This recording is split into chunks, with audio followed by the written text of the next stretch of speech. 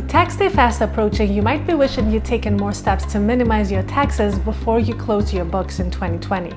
Luckily, you're not out of options. Here are 3 things you can still do to ease your tax burden.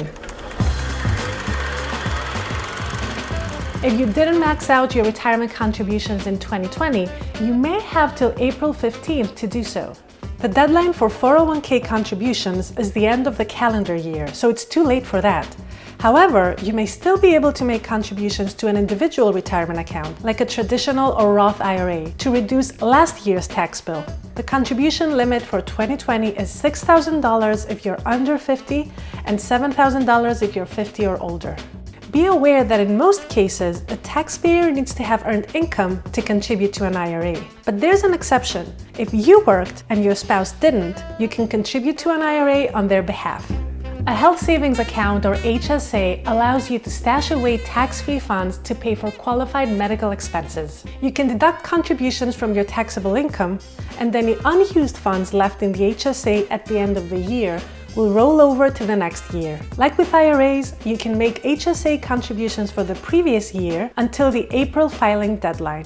As long as you eventually use this money for medical expenses, you'll never pay taxes on it. There is a limit to how much you can contribute each year. In 2020, it's around $3,500 for single filers and $7,100 for married filers. If you're 55 or older, you can contribute another $1,000 as a catch-up contribution.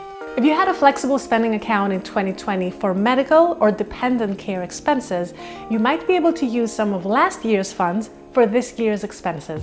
Traditionally, FSAs were subject to the use it or lose it rule.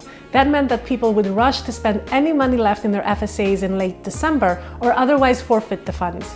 The COVID-19 stimulus package, which was signed into law in late December, enables employers to allow employees to roll over what's left in their medical FSA accounts from 2020 to 2021 and from 2021 to 2022. The same rules apply to dependent care FSAs, which benefit an employee's dependents, such as a young child or an elderly parent. FSA funds are pre-tax, which means you get tax savings if you use those funds instead of cash or a regular credit card to pay for medical expenses for yourself or your family. So check with your employer to see if you have the carryover option. These last-minute steps can help reduce your tax burden for 2020, but try not to put off tax planning to this time next year. A trusted financial planner can help you create a more proactive strategy to reduce your tax burden while also meeting all your other savings goals.